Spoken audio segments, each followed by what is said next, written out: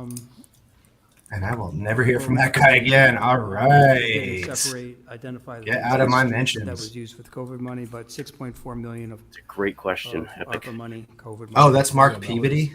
That's uh, awesome. Used in FY '22 for the streets. So that was not the main artery work. We do have our haters. You That was gotta the side streets. always remember, there's always haters lurking in Washington.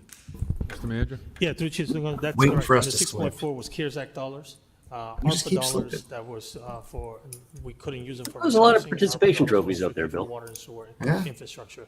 These dollars, the 6.4 was That's the CARES true. Act dollars. And it was exactly for what you stated. I think it's good that this report came back, and I think moving forward, it would be helpful, I think, for the new commissioner and new councilors in the next term to probably take a look not only at what is available to spend, but what has actually been used. We've never gotten that information in a formal report before us. We know just because the streets that we have picked that just didn't get done, we'll say, hey, what happened with that?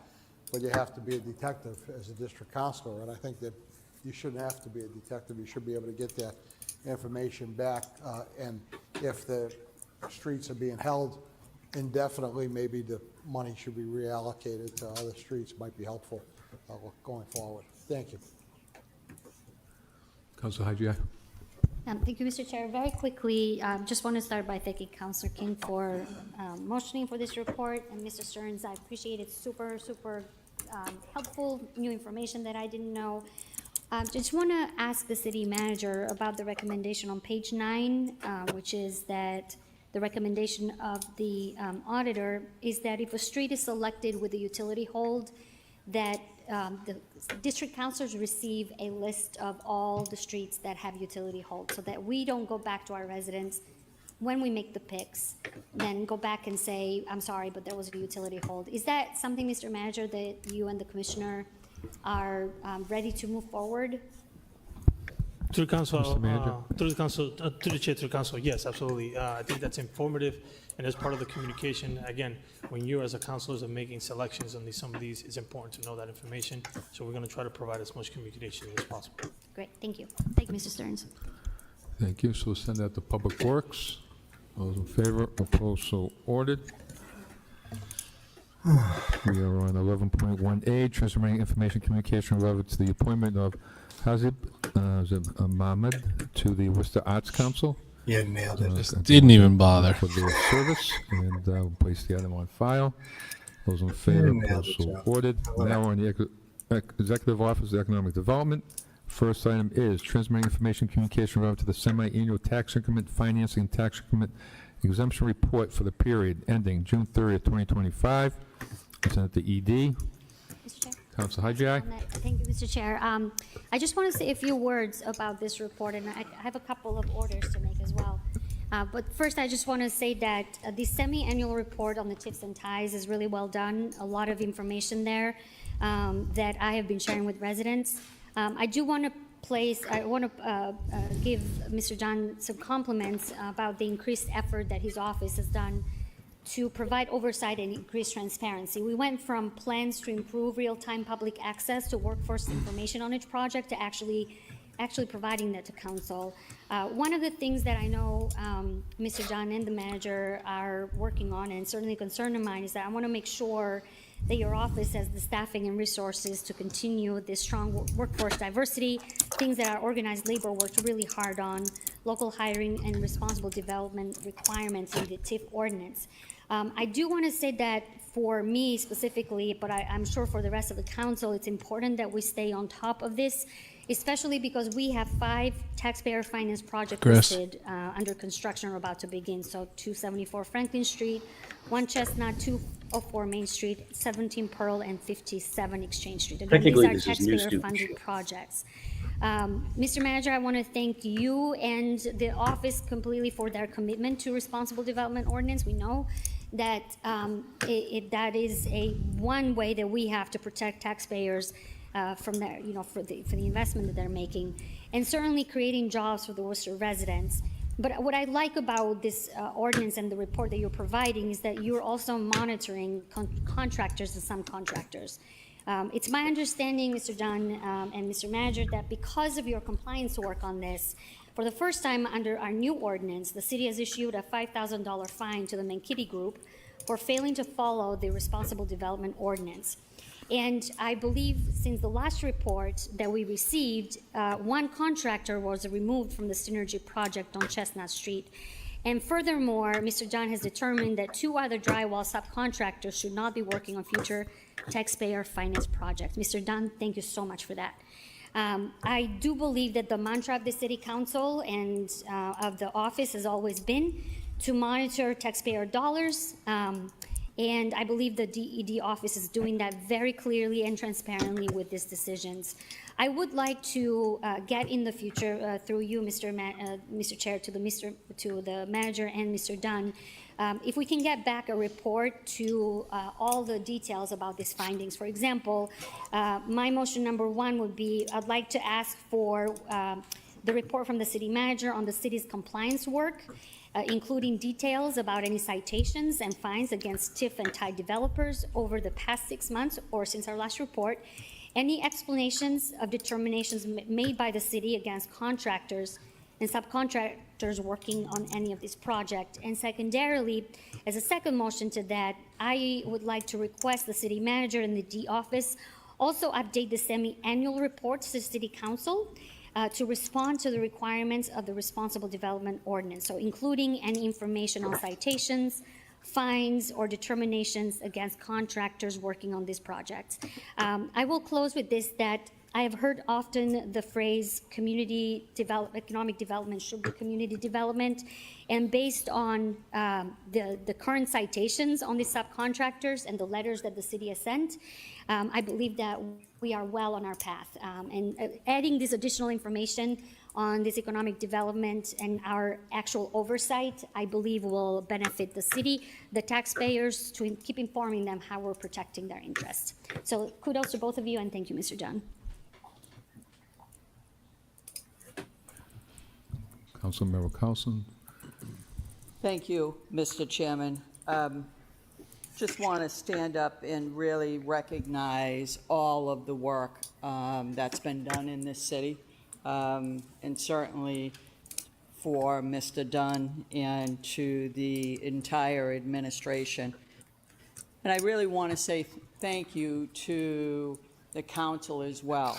If you recall, when we adopted this responsible development ordinance, Mr. Chairman, something that I brought forward, and really proud to say, working with Mr. Dunn Oh my God, and these the fucking narcissists. administration, and certainly with you, Mr. Mayor.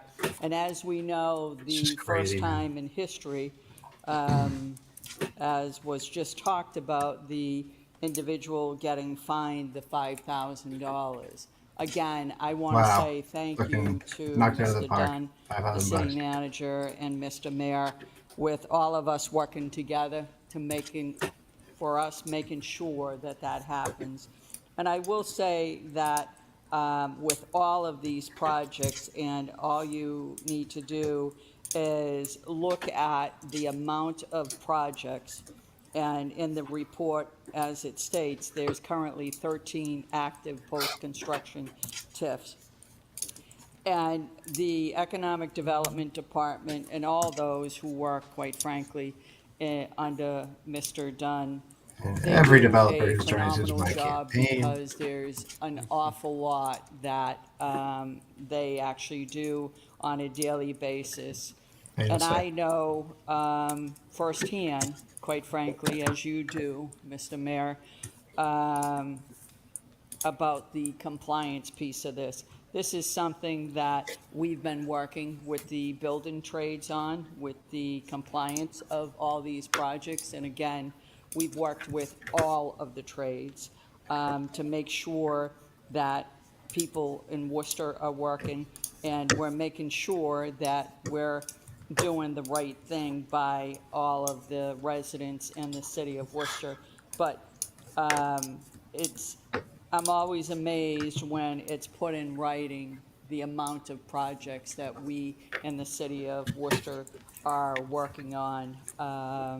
and just want to congratulate Fuck Mr. up. Dunn on all of his hard work. And again, I know we really, it was a milestone for us with, for the first time, basically finding somebody, no differently than as we talk for the first time, pulling back on a TIF, if we think back just not too long ago. So there's certainly, in my mind, there's no question about how these are monitored. I think that the Economic Development Department in this administration, and certainly under the leadership of you, Mr. Mayor, and quite honestly, I work with the building trades on a regular basis in terms of the projects that are taking place in the city. But again, I think that this council should be very proud of this report that we received from Mr. Dunn and the administration. Thank you, Mr. Chairman. Councilor King. Thank you, Mr. Chairman. You know, this is important for folks that are watching who don't understand maybe some of the language that's being used here. Of course, the labor professionals and brothers and sisters out there know what we're talking about, some developers. But I want folks to understand there was a $5,000 fine and to a company with a lot of money. And the point I want to make, Mr. Chairman, is that it's not about the $5,000 per se. It's the fact that the city of Worcester has developed a standard that requires responsible development by ordinance. I was honored to have supported that. I know it takes us back probably 4 or 5 years when we got our first compliance officer to come to work and have that oversight. That's work that went to the prior administration till now. So that's also important. So we appreciate economic development and the work that you're doing.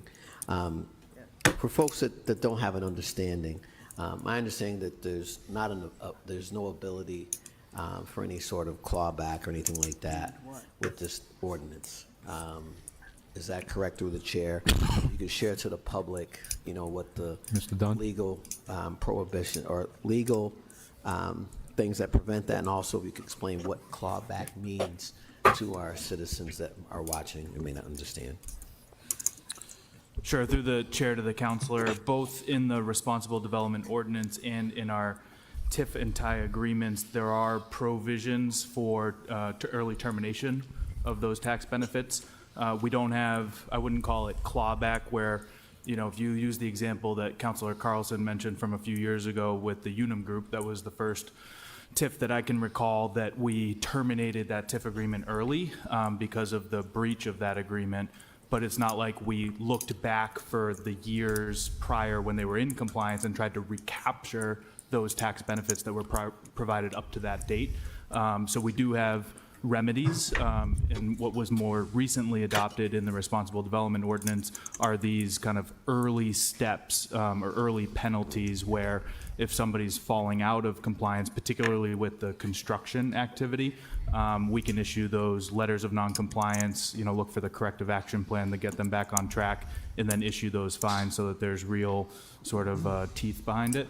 And then if those, you know, deficiencies continue in the ordinance, there is the ability for a revocation or that early termination of those tax benefits as well. And we would review, you know, the merits of that kind of an action based on the severity of those deficiencies or the breach of the ordinance. Okay, so 2 questions. One is, thank you for that. If you could share in your professional experience and opinion, because there were concerns of this some years ago, that this sort of ordinance would quell and would chill development here in the city of Worcester. Do you have any indication that that's the case? And then secondly, if you could share what this means for the landscape of Worcester in terms of what we're trying to do for the city, what we're trying to make sure is occurring, the diversity monitoring aspects, et cetera, because I think it's a big deal. We've come a long way, this council, labor folks, in kind of pushing this forward as a united team. Through the chair. Sure. Through the chair to the councilor, I guess my first response to that is that, as was mentioned in terms of the post-construction, like the active TIFs that we have, commercial TIFs in the city, we have 13 that are active. I think sometimes certainly TIFs and the residential tie program gets a lot of attention and a lot of scrutiny, and I think that that is warranted. But I do think there's sometimes a perception that there are far more of these agreements out there than there really are. You know, we have thousands of tax-paying parcels in the city, and we have 13 active commercial TIFs and about the same on the residential tie program. So it is a very small segment. So to your point on, does this quell development? I would say. Do we still have definitely something does on not the quell agenda development. that likes to be It is angry a at? tool that's very That's, necessary because when we do evaluate these projects, That's and an we get annoying take inquiries fairly often, it's not like we, you know, put forward a recommendation to the council every inquiry we get. We do our own vetting of like, what is the need? Is this project, you know, in jeopardy in terms of its feasibility moving forward, so that we're using this tool when it's necessary for project feasibility. That reality still exists, and we still need to leverage this tool when it makes sense. And I think there is a significantly high bar on the expectations for the projects that participate in the program, because what you see. Camber, on I the saw it. program and the reporting I'm uploading it involved, now you're for talking all about to see. Thousands of pages of certified payroll records that also, in the case of like public records requests, our team in our records access division needs to go through and review all of those to make sure that we're making the necessary redactions when needed for those public records. So it is very involved, and it's a level of expectation that you wouldn't see on any other privately financed project.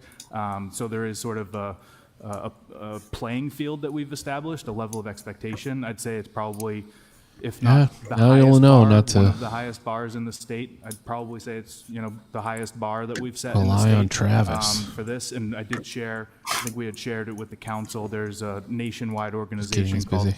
Good Jobs First that did an I'm analysis of transparency I got some on pizza. TIF projects Great. across the Great. nation, as Ooh. well as the level of follow-up. What and kind of pizza follow-through from where? For those Burn active code, projects on what were known their as commitments to the meatball, municipality, known as the meatball, level of it's job the best. creation, the level of The best investment, meatball. and how It's is so that good, reported dude. back Got to the the ricotta on it. legislative bodies and the communities. And Worcester We're was good. ranked essentially top 10 nationwide in terms of that level of I also love the information pickle sharing, the level blast. of Have you had that? transparency, the level of community engagement. No, but I don't and like reporting I that's don't like involved in novelty this. pizzas. So it is a very high bar, a very, I'd say. You don't like what?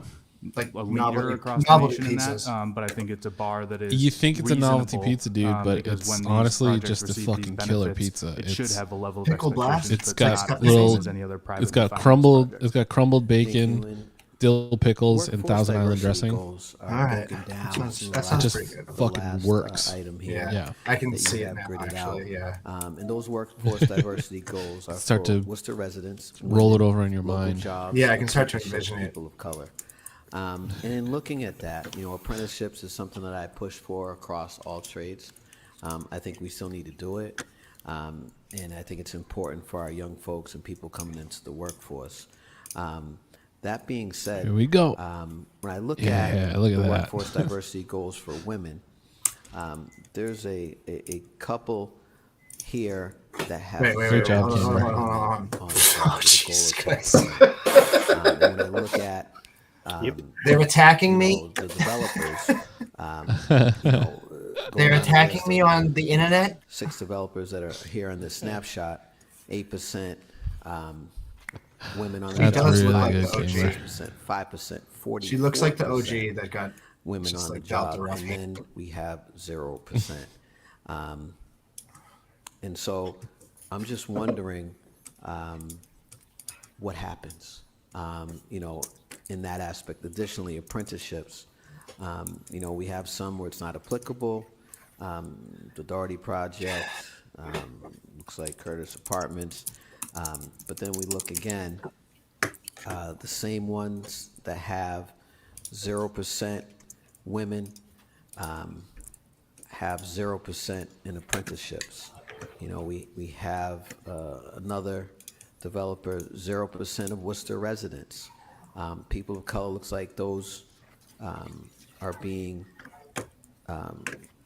meet or exceeds. There's some areas where it's less than, but areas below are very concerning. So if you could speak to that as relates to those groups, local jobs, it looks like there's some low marks there for two of those folks. Particularly concerned that that's below goal on it looks like the Doherty project. So if you could speak to some of that, and how do you address that and navigate through all that in your capacity?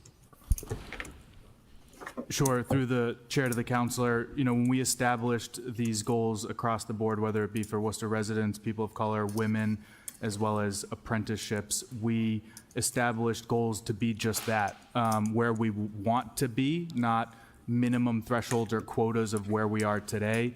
As we know, there are historical disparities that go back for decades in the construction industry in terms of participation of women and people of color.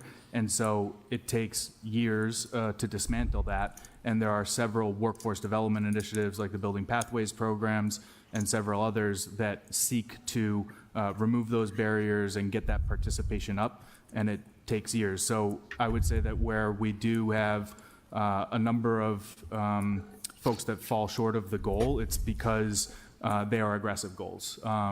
So I think we'll see some of those numbers round out too as you get farther along in a project. So for some of the example that you referenced where it could be at 0% today, that's a project that's likely less than 20% complete. They could have only 1, 2, 3 contractors on the job. So if those 1, 2, 3 subcontractors don't have the diverse representation, then you're going to see those very low numbers out of the gate. And then once all of the different subs go through the project and participate, you'll start to see those numbers round out. And that's why we have this reporting structure in place, because we, one, set the expectations and give them some guidance and best practices about how to be successful with this on the front end when we're going through the application process, as well as the pre-construction phase before anybody gets onto the site. But then as the construction unfolds, we're getting that information in real time, monthly, and then getting information from them about how are you addressing this? Are you being intentional about your bidding practices? There's obviously a correlation between the goal for Worcester residents and using local companies, right? So if you want to just inherently get more Worcester residents participating, when you're putting some of those bid packages out, are you reaching out to Worcester companies in the area? Because when these projects happen, it's not like every subcontractor comes in and hires a whole new workforce for that project. They have an existing workforce. So we try to make sure that developers are taking those kinds of considerations into account when they're reaching out to companies for the bidding process and then in the evaluation too, so that shouldn't be just about price. Obviously, all these projects are price sensitive because they need the help to make them feasible to begin with. So there's not always a lot of margin to be paying premiums, but making sure that they're being intentional about that evaluation and selection of subcontractors so that they're positioning themselves well to perform in these goals. So we've seen a lot of success in that because we have a body of projects now with those reports. It's not our role to recommend a particular subcontractor, but what we can do is give them the reports from other projects and they can make some informed decisions about, oh, well, this project happened and they were very successful. Who did they use? Maybe we should consider reaching out to that sub for pricing. To your question on apprenticeships, the reason why there's a couple of projects with the non-applicable status is because the apprenticeship goal is very new. So there were some projects that were underway that don't have that goal associated with the project.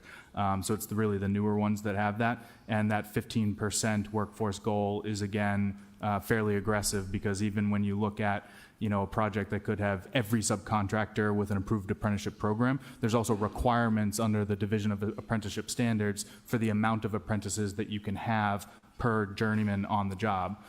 So you can really only get, I think in maximum participation, you could maybe get close to 20%, but 15% is a very aggressive goal if you had all of the subs that have an approved program that they're utilizing.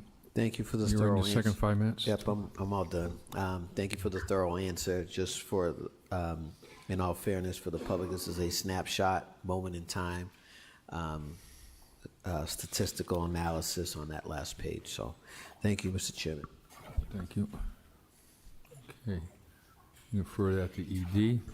Those in favor of so ordered. Get back on the page.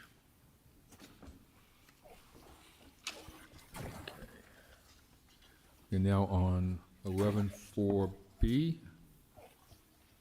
This one's made for communication relative to the housing and neighborhood development activities. I'll speak about this for a quick minute anyway.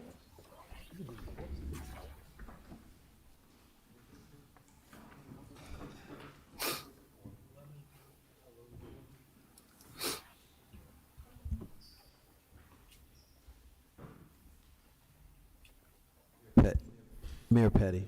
Thank you, Mr. Chairman, and again, I want to thank you for the report and your staff on both of these reports. And I thought this report was excellent. It gives a good perspective of what we've done. Sometimes it gets lost what we've done because we see the people, you know, who are on the streets here in the city of Worcester, and some people don't think we're doing anything. But it's a good perspective. People want to look at this report. It's 11.4B, and if you look at this, some of the highlights. Over 1,400, 14 affordable housing units created or preserved since 2015. Over 1,600 affordable units in the pipeline to be created or preserved. 72 ADA accessible units recently created. And 25.7 million recently invested through the Housing Division program, leveraging 380 million of other investment. And goes on. Then they have it broken down. Significant affordable rental properties recently completed. You know, 332 Main Street, 55 units. And you look at the AMIs, they're all over the different levels, whether it be 30%, 50%, 60, or 80%. So we're implementing what the council wanted, which is probably through good negotiations. 2 Main Street, 117 units. 126 Chandler Street, 31. 92 Grand Street, there were 48.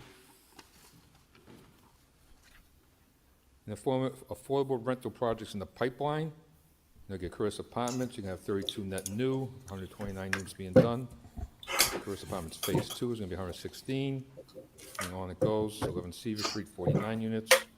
And Lakeside Apartments is going to be 335 total, with 116 new. 274 Franklin Street. Franklin is just the best. 64 total units, 36 affordable. Do love some And Bronco also pizza. supportive housing. Mamma mia. You have a number of Trash. those here in the city. We need more. I know some of these reports overlap and some information, some of the other reports, but Oreo Drive, I think Oreo Drive's been sort of put on hold, Mr. Dunn, is that correct? Or still in negotiations? Mr. Dunn? Are being looked at, I should say. I thought I read it in one, probably the other report. Mr. Dunn? Yes, through the chair to the mayor. So WCHR, who is the project proponent there for the Oriole Drive, which is the conversion of the former hotel, they do have ownership of the property, which was an important milestone. There has been some challenges in assembling the various sources of funding to create the 90 units that's been proposed, all as permanent supportive housing. Because of some of those challenges and some barriers that we don't think will be alleviated in the short term, most notably the amount of vouchers that are available, as well as the depth of subsidy needed for permanent supportive housing. We anticipate that the 90 units there could have more of a mix of different area median income and affordability, certainly still have a significant portion permanent supportive housing, but could include a mix of other affordable housing as well to kind of round that out and make sure that the project can proceed. But that's where that stands right now. There has been a real challenge in the availability of project-based vouchers. Okay, thank you. That's a real project. I'm glad you're moving on that, and hopefully that will come to fruition.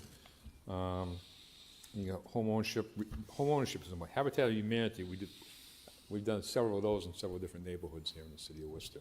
And they've done, I think, 35 over the last several years, units in Worcester. And they have a few more, further on the report, talks about a few more that they're doing, Habitat for Humanity. Then they have 3 more lots that they're trying to find and to build. So we're trying to build all types of housing here in the city of Worcester. So I just want to thank Jim Brooks and your whole team. It's a small group of people, but you seem to get it done. And unfortunately, I think we're 10,000 units behind, and 10 to 12,000 Seen units that behind. Israel 12,000 attacked units Qatar each year. So tonight? that's the goal. No. You guys seen anything about Beyond that? goal for the next coming year. So No. Seems pretty and hopefully fucking that comes big. all to fruition, because that's what we're boy. talking about, is the housing, all types of housing. Affordable housing is very important here in the city of Worcester. It seems like you've completed some of your goals here, So I just want to congratulate your team. You're really trying to make this work. These are complicated projects, as you know. We lost, I think it's in one of these reports, the tiny home project on Stafford Street because of funding issues. And this is why Euro Drive is so important too. You have to change the project a little bit to make it happen. But because funding is a key issue to all these projects. And sometimes a lot of these projects are delayed, even though they're in the pipeline, doesn't mean. Well, it's gonna be done. There could be some what's the definition of terrorism? and especially maybe if the interest rates come down, it'll be very helpful in development here in the city of Worcester. So thank you for that. Feels pretty fluid these days. What's the definition of terrorism? A surprise sneak attack on people trying to broker a ceasefire deal? I don't know. It kind of counts. I mean, they might not be brown, like as a nation, but so like that's Send that to. it's kind of weighted. You know, you get a lot of you get a lot of multipliers You know on what? the terrorism front. The darker your skin gets. But, stuff together. I think we should wait to hear what Kate Toomey has to say. Thank you to the councilors. I just want to give kudos to Peter and his team. Housing is a major crisis, not only in the city of Worcester, but also across the entire nation. And you can see from the impact of the work that this municipality, this city council, this administration is doing to try to not only preserve housing, but also build housing as quickly as possible. We've built a lot of housing. There's a lot more housing coming in the pipeline. But just to put this into perspective, we've had over haven't built 25,000 any people housing. come into the city over the past 10 years. We haven't built over Who is the 25,000 we? units in the past 10 years. And so Yeah, the guys. we're doing a great job. The department is doing an awesome job. Who We're is building we? affordable units. We're building affordable housing. We're building home ownership. We're building Unless you work for the developers, in which case, permanent supportive housing. makes You sense. name it. This department is achieving that. And I just want to give kudos to the work that they're 26 doing units because, again, over this is, you can see 6 years by now. the reports here that you have in front of you. Thank you. So send A that fifth to of the ED. 103 promised. Opposed, so ordered. Permanent We're supportive on housing. which they C, bring up. recommend adoption of the resolution to amend the Oh, whatever, right? the Urban Center Housing Tax Increment Financing Plan and agreement by Lakeside Phase 4 LLC and Lakeside Phase 1 9 LLC for the proposed affordable housing project located at 34 to 46 Lakeside. Motion is to do a roll call for approval. Roll call. Council Bergman? Yes. Council Calorio? Yes. Council Agia? Yes. Council King? Yes. Councilmember Carlson? Council Neon? Council Ojeda? Yes. Council Pasillo? Yes. Council Russell? Yes. Council Toomey? Yes. And Mayor Petty. Yes. Transmitting information, communication relative to the billboard regulations, refer that to ED, Economic Development. All those in favor, opposed, so ordered. E, Means, transmitting Mom, we know information, that's communication true. relative to the Economic Development Initiatives. Question, send that to ED. Those in favor, opposed, so ordered. Did I miss something?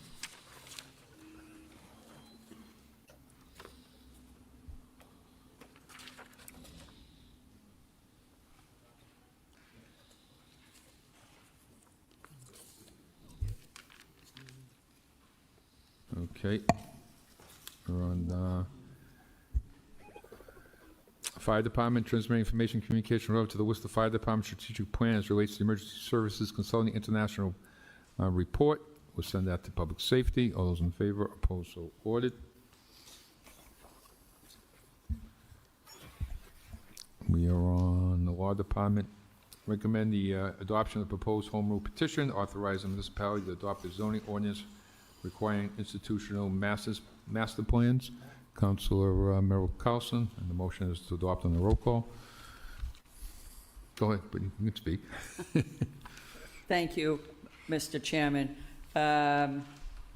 Actually, a year ago, I had brought this motion forward with you, Mr. Chairman. And again, you know, 24 months ago, residents and the city officials had no idea whatsoever that, you know, back in May of 2024, Mass College of Pharmacy announced that they were acquiring 3 properties valued at over $10 million, and then moved on to Holy Cross College, which then bought the Rotman's Furniture Building for $7.8 1.95 million. And then we had WPI, who had purchased the 2 hotels. So at that point in time, we came forward with an item, and we knew then that we needed to do a home rule petition. And just want to thank the law department for doing the work on this home rule petition. Again, this is asking for a master plan. Folks like Boston already have something like this in place. Places like Cambridge also have something like this in place. And I just want to reiterate to people that this doesn't stop any of these colleges, universities from building. All it does is say that they would have a conversation with us, meaning the city. And I really think that for us, as we learned when the 2 hotels were taken off the tax rolls, it was a major blow to the city's income tax. Certainly since then, we do have some new information that one of the hotels will remain as a hotel. But again, I do think that for us as a city, and certainly the second largest city, that this is something that is extremely important for us as we move forward in our planning for what we as a city need and what our needs are. So this is something that a year ago, this passed unanimously, and I'm hoping that we have the same results for this tonight. Thank you, Mr. Chairman. Thank you, Councilor King. Thank you, Mr. Chairman. Just want to commend Councilor Merrill Carlson on this, for initiating this. This is extremely important. I've been in communication with folks in other municipalities that have this, and as the councilor stated, this doesn't prevent development from occurring, but what it does is very important. It sets a standard. It sets a standard here in the city of Worcester, requiring that these institutions come to the table, have a dialogue. Yeah, I watched that show. And that by special permit, once this gets up and running, we'll have an idea of their future plans, what their parking requirements will be, what the improvements will look like, what the traffic impact and management strategies will be, and of course, community engagement activities. We have to continue to set the standard, Mr. Chairman. There's no doubt about it, the positive impact of these institutions here in the city, and the folks that they bring in as faculty, as staff, as laborers, as students, as people. But this right here is important, and I'm looking forward to this. You know, I hope in the future there's ways that we can streamline such acts, and you know, as we move forward, perhaps we'll do exactly that. Thank you, Mr. Chairman. Thank you. Okay. Christian, I think this is that your report? Yeah. You get my pen. Okay. Okay, so adopting the roll call? Roll call. Council Bergman? Yes. Council Calorio? Yes. Council Haji? Yes. Council King? Yes. Council Merrill Carlson? Yes. Council Nguyen? Council Ojeda? Yes. Council Basillo? Yes. Council Russell? Yes. Council Toomey? Yes. Mayor Petty? Yes. Transmitting information and communication relative to the rental agreements for all municipal properties, including but not limited to the churches renting Worcester Public Schools properties. Mr. Chairman. Council Russell. Mr. Chairman, I'd just like to send this back to the administration to ask them to include properties in it, like the technical high school was not on that list. That was the reason why I asked for the report in the first place. I know that they, from what the solicitor sent me on an email, that it was some kind of a temporary arrangement, but I'd like to include that and any similar item in it, just because that was. So you want to send it back now? Yeah, please. Ask for an update with the other schools, preferably with the technical school. All those in favor, opposed, so ordered.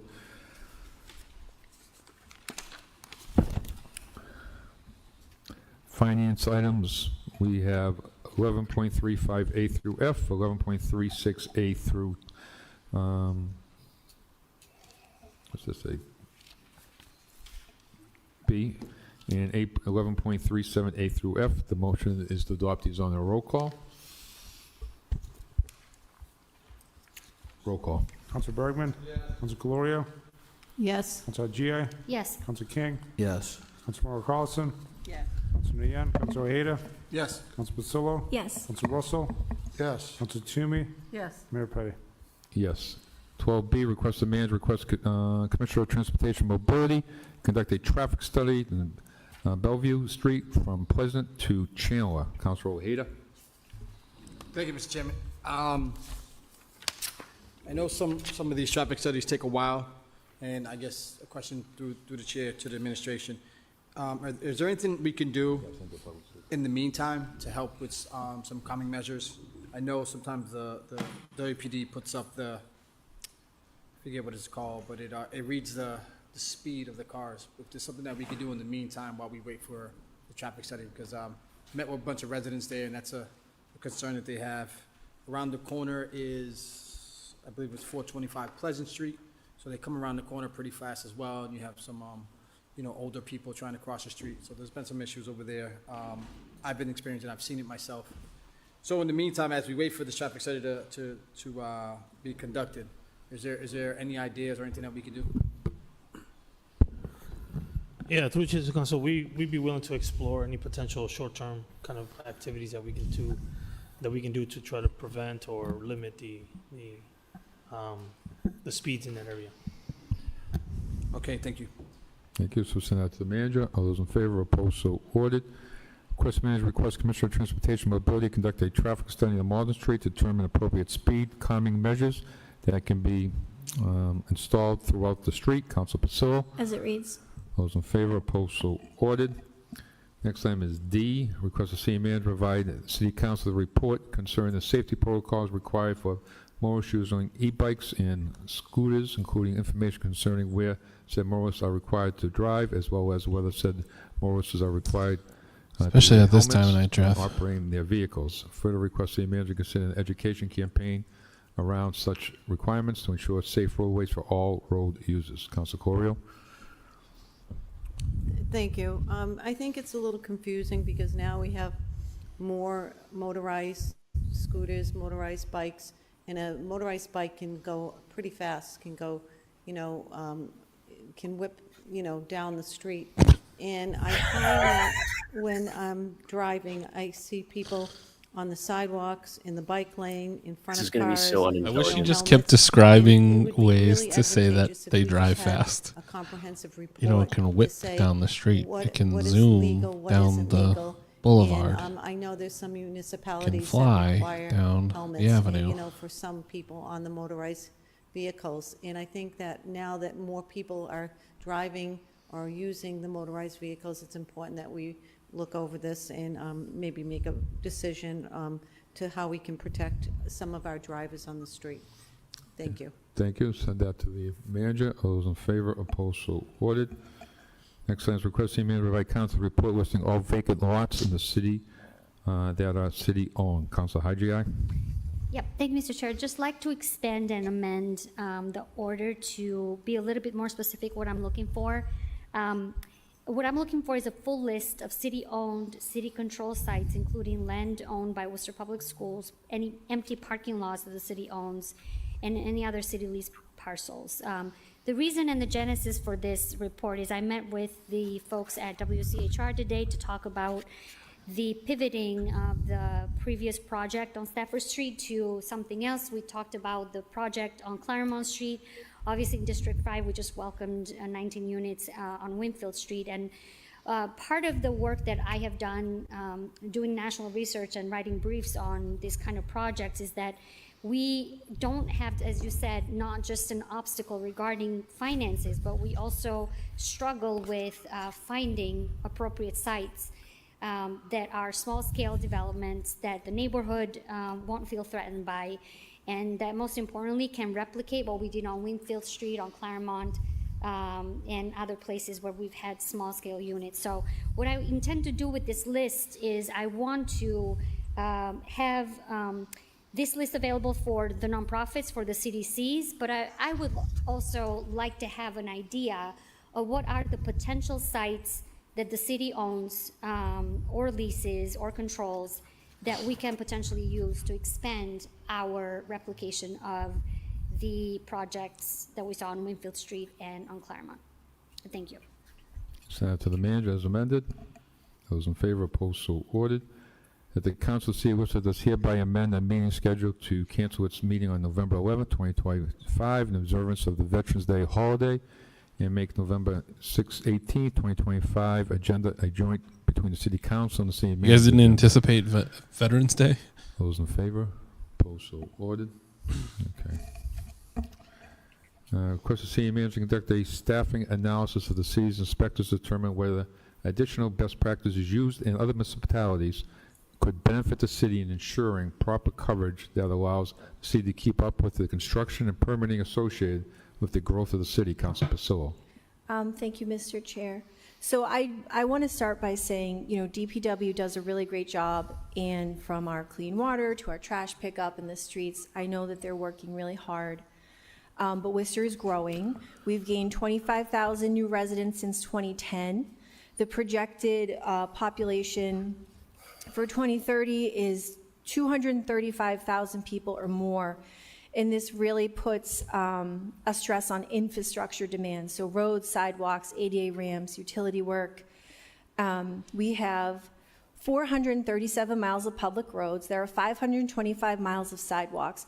We also have the 50-year integrated water resources management plan because there are 593 miles of water mains underneath the city that all need to be, not all, but need to be maintained and updated. So, you know, we saw in the assessor's audit, which was great, most of the roads are in fair condition based off the PCI, but the maintenance backlog is estimated at $2.86 million. All of this is to say the inspectors in our city inspecting horizontal construction projects have a lot on their plate. At our last meeting, Commissioner Westerling said there were 4 inspectors for utility work overseeing about 2,500 permits and 4 inspectors for the horizontal construction. So every construction project throughout the city. I'm surprised to find out Eversource, 10. opening roads, coming back onto Burncoat Street, you know, cutting in to get their gas valves. I know that everyone is working hard, and I appreciate it, but I just feel like if we could better support the inspectors, maybe there would be a way to get these projects moving quicker. So, you know, for example, I spoke to the Germain Street residents, and they told me that everything on their street has stopped for 3 weeks. No one's been there. They have no idea what's happening. And it's just, you know, it's really frustrating when residents don't know what's happening. And I appreciate that the council's going to be getting the quarterly reports from DPW. I think that's great. But I just feel like one solution to this problem would be to have inspectors out checking these projects at every level, making sure they're moving quickly, they're being courteous to the neighbors, people know what's happening. And so for this, you know, I just want to make sure that they have what they need and that there's enough support for them to do their job and make things a little bit easier and smoother when there's construction in the city. Thank you. Thank you. Mr. Chair, can I sign on that? You sign on? Yeah. Yep. People want to sign on? Everybody wants, okay. Everybody wants to sign on as amended. We'll send that to the manager. Those in favor, opposed, so ordered. Request the manager review the existing playground equipment at Duffy Field to determine any upgrades that can be made to said equipment that could be made the location safer for young children. Council Pasillo. Thank you, Mr. Chair. Really quick, I had a few residents reach out about this, about Duffy Field. There's a rock wall. It's kind of dicey. It seems really high for little kids.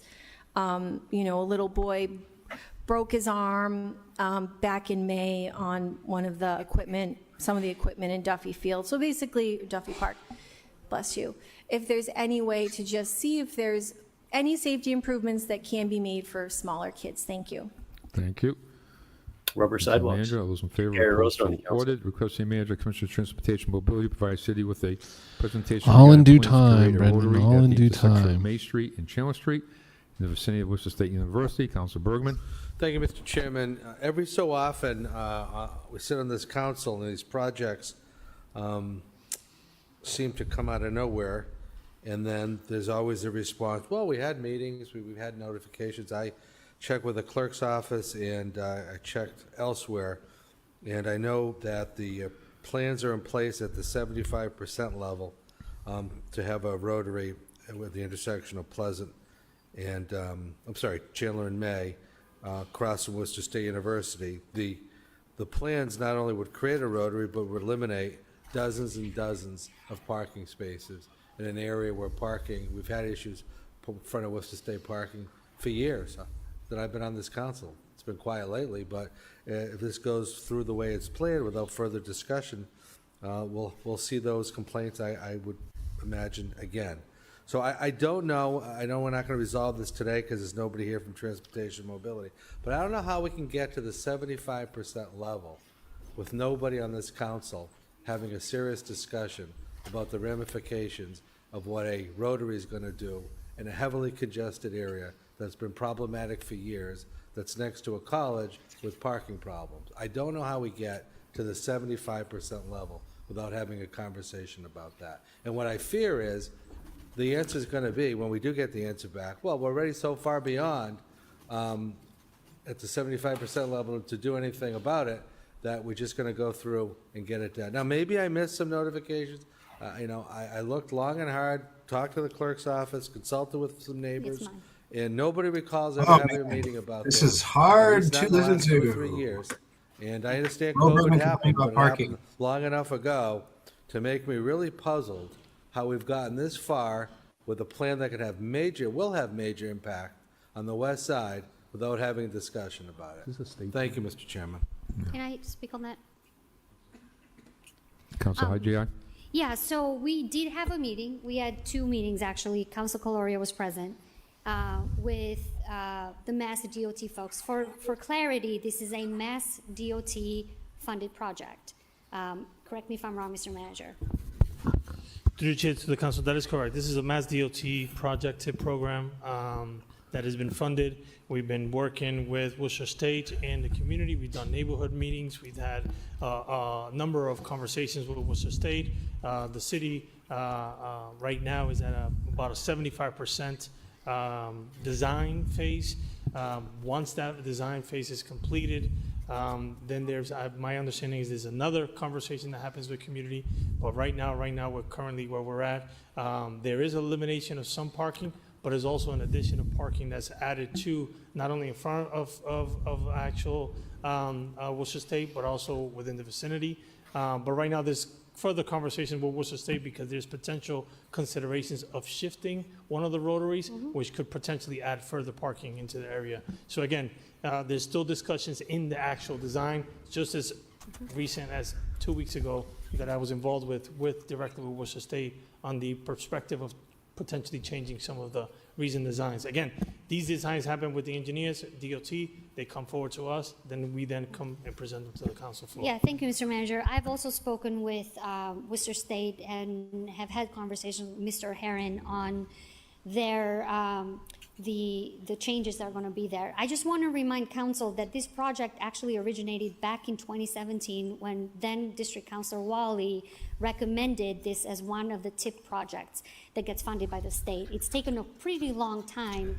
I actually posted the presentation and transcribed the meeting for residents who weren't able to attend. I have answered questions. Worcester State is involved. You clearly are involved. I do want to say that Mass DOT is actually responsible for doing a lot of these meetings. Same issue is happening on Pleasant Street. They come at 25%. They should have another meeting when it gets closer. That is their responsibility. And certainly I have been able to work with you, Mr. Manager, to push them to actually hold those meetings. But I just want to remind council, this goes back to 2017. Then Councilor Wally picked this one project or push for it so that we could get it funded through state monies. Councilor King, followed by Councilor Bergman. Thank you, Mr. Chairman. I think Councilor Hadji asked a question as relates to where I was going. So I'm just going to ask this. I do recall this in the early times when I got on the council. And I just want to clarify: is this like the same thing with the double rotary through the chair? And where are those? If so, where are those located? 'Cause I know that we Mr. had a lot Manager? of discussion about that back in the day, as they say. To the chair, to the council, yes, this project is about a potential double rotary in the front of Worcester State. One rotary would be located by the Chandler Street, Flag Street area, South Flag, I think it is, South Flag. And then the other one would be by the connection point between May Street and Chandler Street. Okay. And to the chair, any discussion with the Worcester Public Schools over there? Yes, just recently I spoke with Brian Allen, the superintendent, talked to him about the project and some potential impacts to the front of May Street School. Okay. Thank you. If you could just please keep us appraised as an at-large council, that would be appreciated. Full transparency, my daughter goes to one of the schools over there, so I'm over there frequently, and I know there's a lot of challenges. So if you could please keep us in the loop. And the last question, as relates to the intersection with Mass DOT, the state, how often are you meeting with them? What is the process? Who's the point person from the city for this particular thing? Is it Raleigh? Is it someone else? Who is it? Mr. Manager? To the chair, to the council, right now the particular person is Steve Raleigh, who manages the design work and is the interface between the city and Mass DOT. Also, Commissioner Westerling is involved because there's some significant utility work that will be involved as part of this project. One of the main water piping is over 40 inches is in that location. As we know, years ago there was a massive water break that shut down the entire city. So DPW Westerling is very involved in the potential impacts of the water and sewer system in that area as well. And lastly, I know there was, again, way back when, I remember this issue. I think Council Rosen had spoke a lot about it back then, but are we reinventing a wheel? Is it the same sort of planning that they do? They spend a bunch of money and do more work there on kind of what it'll look like and the impacts, et cetera? Or is this just based on the old stuff? To the chair, to the council, is exactly the same as what's been presented multiple times to the community and to this body. What right now is for discussion is that we've gotten 2 to 75%. The project has gotten 2 to 75% design, and at this point right now there's some conversations with Worcester State about potential changes to that current design, which then may impact the ability for us to start the project. But again, it's something that it's part of the process of looking to the design and seeing if something that's feasible for the area. All right, thank you for the clarification. We can just get a timeline for folks that weren't on the council as by way of report of this project. Thank you. Thank you. Councilor Bergman? To go back to what I had said earlier, Mr. Chairman, this council, I recall no meeting of this council to discuss this. There could have been a district council meeting with folks, could have been online, could have been done in a location near there. I checked with the clerk. The clerk can correct me if I'm wrong. There's nothing entered in the system for a meeting about this project. Now, my concern is this should be discussed amongst all the councilors, not one councilor, and not one particular meeting that they set up with who they want to set up. This reminds me of another situation on the west side where there was finger pointing, and this is not a city project, it's a state project, but no, it's a state project, not a city project, to the point where, oh, we did have a meeting, we didn't have a meeting, and there were a lot of people left unhappy on Mill Street.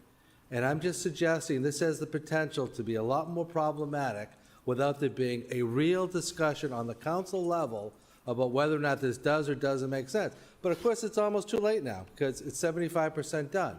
And I'm not challenging who had a private meeting or even a public meeting on their own. What I'm saying is major projects that impact parts of this city should be discussed not just by that district counselor, but by all of us, because all of us drive through the whole city all the time. It doesn't just have to be a meeting with a district counselor and some constituents. So if there was a public meeting in front of this council to discuss this that I omitted and the clerk's office didn't pick up, I apologize. But if there hasn't, we're going down the same path again we've done before, where we don't talk about things until they're completed, and then we have a lot of unhappy people, and then when the discussion comes back to why didn't we have a discussion, somebody says, oh, I did have a discussion. I'm talking about discussion amongst all the councilors. Mr. Chair, can I respond to that? No, he's talking, please. So I'd like to know if there was a public discussion amongst We hope all to the hold up all councils. 'Cause if progress there in this wasn't, city. If we don't there should be before this project talk is every completed. single And I'd like proposal to to have Commissioner death Raleigh respond to that, hopefully sooner before than later, we so that we move can have further forward in discussion any way, before shape, the or form. 75% goes to the 100%. Thank you. Council Hyde, for a second time. Clearly, Mill Street has to come up here because the two projects are actually quite similar. They're not. Mill Street is not a state-funded project. The project that's happening on Pleasant Street is a state-funded project. By the way, Councilor Bergman, through the chair, I insisted, I went door to door to make sure that, so did Council Colorio when that project first came to, by Mass DOT, to make sure that the residents knew the project was happening. Those are projects coordinated by Mass DOT. That is the same thing that happened with the Main Street. Council Colorio was there. A meeting was sent to everybody. I did not have any private meetings with anybody. Okay? So Councilor Bergman, please take that back. I did not have any secret meetings with anybody. What I did is show up to the meeting that was arranged by Mass DOT in collaboration with DTM, where Council Colorio was present, ask questions, answer residents' questions, transcribe the meeting, make sure that I actually posted online. You can go back on my Facebook page and see it. It is frustrating. It is frustrating that insinuations are being made that somehow we had these secret meetings, and making a comparison with Mill Street, which is absolutely a very different project. Again, Mass DOT coordinates these meetings. I went out of my way because I realized that they don't have the reach that I have to make sure the residents were informed on social media and by door knocking. Councilor Russell? Mr. Chairman, this is my worst nightmare for Mass Sawyer Road. Because I've been asking for a plan for Mass Sawyer Road all summer long. And Your worst former nightmare? Commissioner This is it. Moylan Keeps him awake all has night. told me Not that the trucks are Langoliers. coming, money's in the budget, is getting done, the manager's told me, the new commissioner's told me, and the same thing there. But I'm not gonna Not go the down that Tommy road on Mass knockers? Sawyer Road. But what I am gonna do is give a little historical perspective here. Councilor King said back in the day, he's right, it was back in the day. Bless And you. The Thank you. last time this street in this area Sorry about that. was reconstructed, it came to this council floor. It We was all sent to forgive the you. public. Myself, as chairman of Public Works at that time, went and met with Worcester State College, set up a meeting. We had members of the public come here into this room, as we did, with Hamilton Street and Grafton Street, which is also a state project, a state highway that was done in this conjunction project. So, and that came before Public Works Committee. So what it comes down to is this. And going forward, I would just suggest to my colleagues, we need to make a decision here and give the manager some direction. Or the manager needs to tell us what his plans are, and then we can either vote it up or vote it down. But the reality is that this manager and his team do things in a different way than they were done in the past. The last time that area was done, it came into the council. It was an item. It was referred to committee. There was discussion one-on-one conversations with people at Worcester State by me and the district counselor at the time. And it went to hearing. So I think moving forward, we need to make a decision. Maybe one of us should put an item on just to have a directive of these kinds of major arteries and what the game plan is here. Are they going to be worked on behind the scenes and nobody's going to present the plan to this council and have the input here? Or is it something, on another platform in a neighborhood group or something else. It's up to this council, and it's up to this administration. But whatever it is, it needs to be consistent. And in the past, as Councilor King said, it came to this council and it came to committee, the Public Works Committee. Okay. Mr. Manager?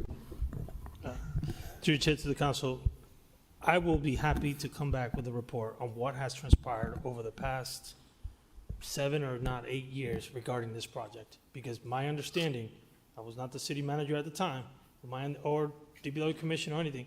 From that point in time, and even the selection of the TIP program, this council body has been notified. I will do everything that I can to find out as much information and then bring it back as a form of a report. But I do want to state something that's extremely important because it continues to be this narrative.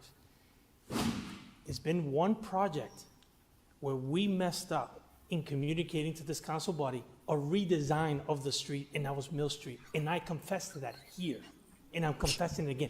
One project. Why? But somehow, I love that it street. seems to be that I'm always blamed that every damn project, we don't communicate. Whoa, language. One project, and I confess to that. Damn, player. Thanks for the confession. I guess if that was directed to me because I made the comment, I'll respond to it. Is it, with all due respect, Mr. Manager, that's your job. It all ends up at your desk. Get roasting his And if ass. there's a lack of communication, you know, we pat you on the back, we pat the staff on the back, but when this was built out on near Worcester State College, when this whole, the traffic pattern and parking pattern that's there now, it came to the council and it came to committee. If the council and the manager wants to continue that process, or if they've changed, if your administration and this council has changed that way of planning, then so be it. Then let us all know and we'll just stick with it. Yeah, Council King? Thank you, Mr. Chairman. Believe it or not, I appreciate the conversation. What I heard was the manager indicate that he would make every effort to ensure that this body is informed. I appreciate you reiterating. Did this angle make this the POW memorial look like it's this sponsored body by Bubbly? wants and what you intend to do as relates to these projects. I'm not sure why we're conflating Mill Street with this. What I do know is that, as indicated, it wasn't the district councilor that didn't communicate. Manager took ownership of that. I want to also say that in this particular issue, as I requested, I think it's helpful to keep us informed. That's also not the district council. What I recall previously, there's been a number of things that our district councilors do in 1, 2, 3, 4, and 5 that's specific to their district because they are so in tune with it and they're so involved, and we find out as at-large councilors after the fact. Sometimes we know as it's going on, depending, and sometimes that's relational, Mr. Chairman. But what I will say is that as we continue to grow as a city and we have challenges with congestion, with road safety, with vulnerable user safety, pedestrian safety, in this instance, institutional and school safety, as all that intersects, the best thing we can do is be as communicative as possible. You know, and there's a number of projects that we're waiting on for this intersection with the state. I know one of the things that we had talked about previously was the order I filed over, and I think Councilor Pasillo, I think that's her district, also approved it, was the intersection over there on Grove Street, where there's a high number of accidents. And, you know, I just hope that the state's doing their part. And what I would ask the city manager is to make sure the state's doing their part. Yeah, it's really it's the reward So for whoever their liaison is, their governmental person, watching this, doing this show, and you guys for watching it. Is that we get to see them say some fucking send that crazy to the shit. Manager. All those in favor, opposed, so ordered. Request manager provide council the report concerning any plans to eradicate invasive plants in the city. Council Toomey. Thank you, Mr. Chair. Cities have a unique I love these sociological challenge challenges with higher levels of environmental disturbance and greater risk of reinfestation. And certainly, This is still you the and point. Councilor Carlson Bill. have been working very Yeah. closely. Were you with listening at all when you were with away? our blue spaces. No. And trying to make Did sure I miss something that good? we're addressing. Yeah, you missed something real good. That there. Oh, my But there God. are other parts of the city. Eric yelling where, and swearing. There has been an incredible Eric was. I walk overgrowth away of this for 5 fucking invasive minutes. plants. I that's know, I'm impacting sorry, Eric dude. started It was yelling really and great. swearing. Communities. He got really in his And, a feelings neighbor of about mine, people complaining came up about to Mill me Street. quite some time ago and asked And if he we said, would, I do didn't something communicate about it. I did one talk to the project, and I confessed to it. And everyone keeps bringing up was waiting damn on Mill Street every something, and time. then he became the actual commissioner. Dude, that's awesome. It was, I like the way you said it was confess. really great. So what are we thinking? That was about So like I'm 10 hoping and that 10 we can o'clock. actually get a report. That was In about addition hour. to that, Yeah, I'll give you a few minutes after, yeah. Some of the things in here that I'd like the report to come back with is what we're going to do for prevention, education and public outreach, what we're going to do for early detection and rapid response. I cannot believe they're still Allowing doing residents to use this. apps Is like to so brutal report tonight sightings of for some the reason. It's invasive especially bad for species, me. and outline control methods and proper disposal. And I was coming on improve to say community-based that volunteerism. I got to call it tonight. I think But everybody now hands on deck. that you tell me Certainly the city will help, manager is swearing, ameliorate this issue. I feel It's compelled to really stick around a becoming, bit longer. Wow. very It can't seriously, happen again, right? Impacting our community. Thank you. Oh, what, I mean, Councilor I feel like it's more of a Wilson, floodgates followed type by Councilor situation Priscilla. where once it Yes, starts, Mr. you can't Chairman, stop. As Councilor Toomey mentioned, Look at Louis O'Hagan. He there's been a fucking lot hates of his life. discussion about this. There's a gentleman by the name of Joe Johnson, which already serves on one of the commissions. And he had come by and we had a long discussion about. Pretty demonic is slip of the this tongue for something Candy that, using we witch should to think describe a about person. Maybe having some sort of. There's a person task named Joe Candy Johnson. tends Witch. to do that. Committee to look at Yeah. all of these. I mean, there is a case to be made. invasive We got to keep species Candy that, on the Worcester City we Council so have. she can't So do any real damage. I wonder Right? if Like, my colleague she's like would pure take a evil, friendly and, amendment. We need to keep her where we can would see her. ask for the manager to If take a we look keep at her, it. it's like And again, maybe. you know, you want to keep the ghosts in the it's not house. a You know, you don't want them task just force, going on but the street, What is getting in a what subway does car. that something look Yeah, it's like But it's very Slimer. He's obvious. fine to be at the Ghostbusters headquarters and, because they can like manage him for there. Yeah. me, But- Right. He can't be at obviously, the about what's Drake happening Hotel or around whatever. the You know, lakes and No, ponds, exactly, because, exactly. You know, with having Quincy and eating all the damn Belmont hot dogs. Indian Lake. Like, can you imagine obviously, Merrill Carlson as like a housing court there's lots judge? of Oh my discussion God. about that, so. Just um, brutality inflicted you on know, a people friendly every day. amendment For, the manager to take a look Finding at in the this favor of the situation. Worcester Housing Authority every time. I wonder why. Councilor Priscilla. Thank you, Mr. Chair. This is a really great item. There's a ton of Japanese knotweed in District 1, and it's something residents have reached out to me about. The administration's been great. I know Quality of Life. Residents worked are with reaching out to you Assumption about College to help Japanese get rid of a bunch of knotweed? it along Chester Street. Because what happens Dude, is, there it really gets are in the two different waterways and it Worcesters, just dog. goes all Like, downstream. Well, there's so many and different really, it's Worcesters, hard dude. Over in to, my neighborhood, like get there's rid of. So there's there a is big one debate resident over the in District chemicals that we're 1, using for Joe Johnson, who does a invasive ton of plant work with species in Cook's invasive Pond. plants and invasive But like, species. it's so provincial that like you've got Did old you ladies really? taking like little like No, I'm kinda, like, disposable pie aware. pans and like writing like no spray. They like I'm these so little sorry. signs So that like to you echo could my barely see if you're colleague, walking by Counselor a house Carlson, and if you're driving. Joe Johnson is great. Did They're you really talk just about Dodge intended Park? for your neighbor. Where was I? So anyway, yes, I would love to sign on to this. It would be super helpful. And I actually, Mr. Johnson had sent me an email a while ago with some of his ideas for a master plan, so I'll send it around. Thank you so much. I'm so sorry. Where it gets really cool Send that to is the manager as amended. All those in favor, if you're opposed, just so into ordered. everything falling apart in front of you.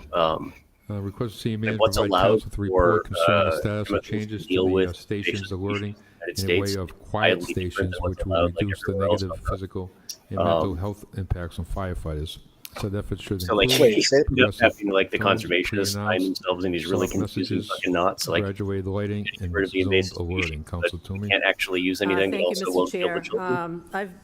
I have been concerned about this for a long time.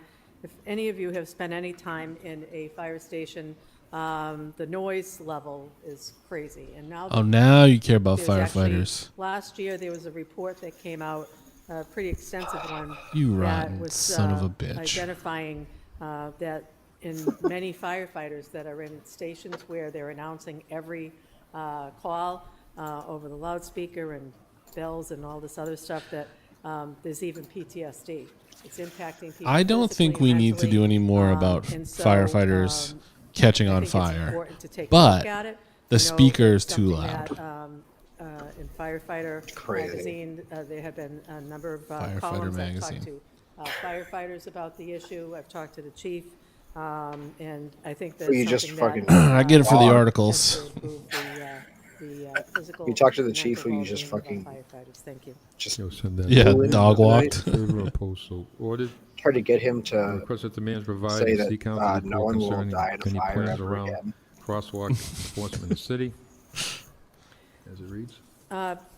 Very briefly, over the past 2 weeks, I have almost been hit 3 Whoa, times. here we go. Crossing Fuck. Main Street at the intersection of Foster and Main. All It 3 happened today. times I was in the crosswalk with at least 12 to 14 seconds left. It's true, there were 18. Yesterday, the woman barely stopped, just missed me by this much. That's not true. Honked the horn at me, told me to hurry up as I'm walking along with my cane.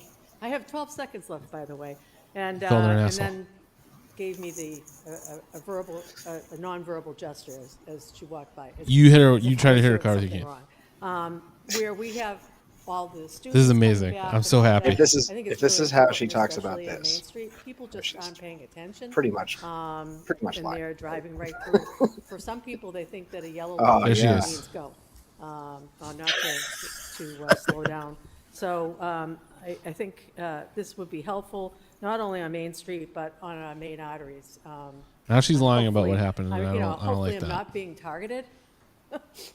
I'm not, but I'm just unlucky that it's happened to me that being often. But targeted. it's happening to me, it's happening to other Of people. course, you and I think didn't. it's You gotta, important you that gotta, we take you gotta a tune look in at it. early to the Thank you. show. I saw every second of it. Manager, all those in favor, opposed, so ordered. No, Request she that the didn't man almost provide get hit council at report all. concerning the The status lady of was driving like PFAS 2 miles an free hour and turnout stopped gear very in far light of from the her. recent reports regarding the effectiveness and safety of the gear currently being used by the Worcester and other municipalities. Further request that the report include information on Oh whether my there is God. any legislation that could support the city's effort All to right, purchase and I can't increase take the it amount anymore. of For real, PFAS-free it's been a very turnout long available. day. I need Get to. out of here, to Worcester bud. Fire I need to get Department, out of here. Firefighters, as well as I'm gonna additional start, fire suppression equipment that may being be too helpful in supporting cranky that department. while being recorded. No Good. good. You got anything? You got anything special coming up that people should pay Next item, attention request to? the manager provide council a report concerning Saturday, the effectiveness of There is a Homes fire for blankets All and any recommendation signature for use by drive for rent residents. control. As it reads.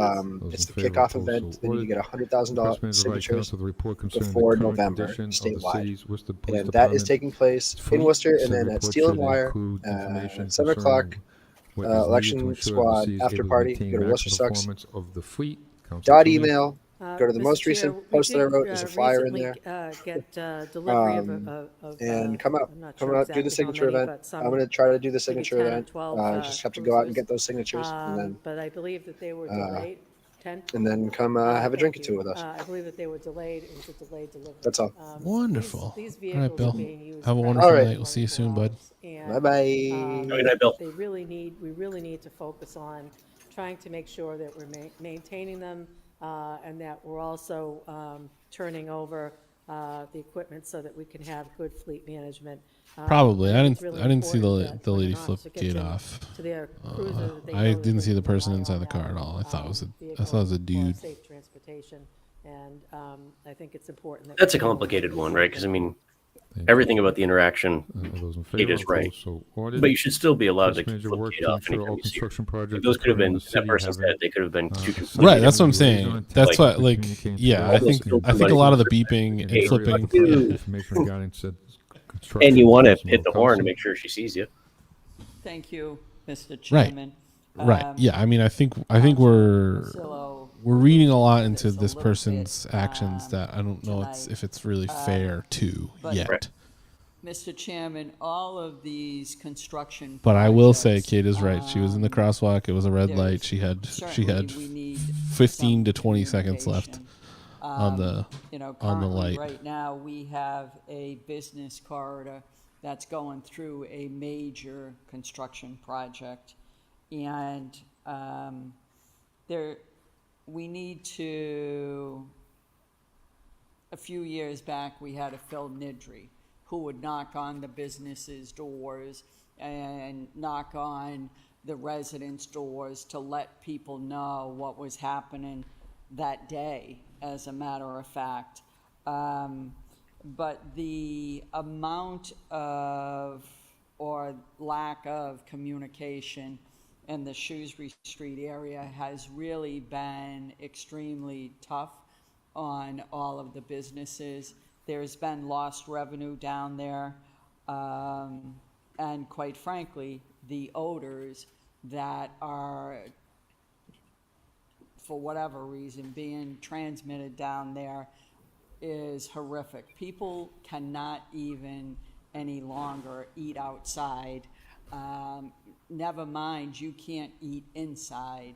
And there's many Sounds more like a food businesses problem. on that street.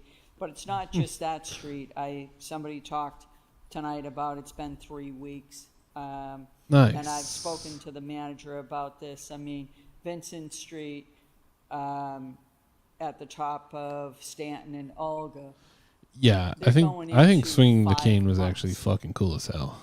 5 months of construction. When of people which nobody's blow been through a crosswalk, notified or if I'm in a crosswalk and anything. people And come at through it, times, I on try a as regular hard as I can basis, to I hawk a have to loogie into their call window to if it's open open. the street so people But can, at the get very home. least, I And spit on their again, car, if you and if I'm know close enough, then I will Olga kick Ave and at their Stanton hopefully their Street, mirror, those try are and kick their pretty mirror off. significant steep hills in this city. And I just think that it would be great if we could have call whatever, whether it's a inspector. I know in the Phil Nidry days, he wasn't the inspector. But quite honestly, I just think that we need to do something about this because it is becoming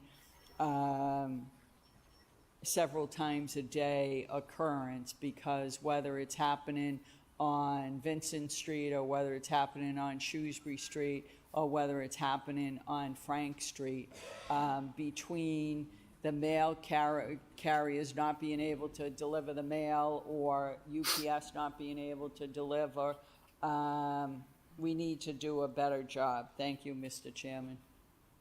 Thank you. So we'll send that to the manager. Oh, those, Council Corio? Sure, okay.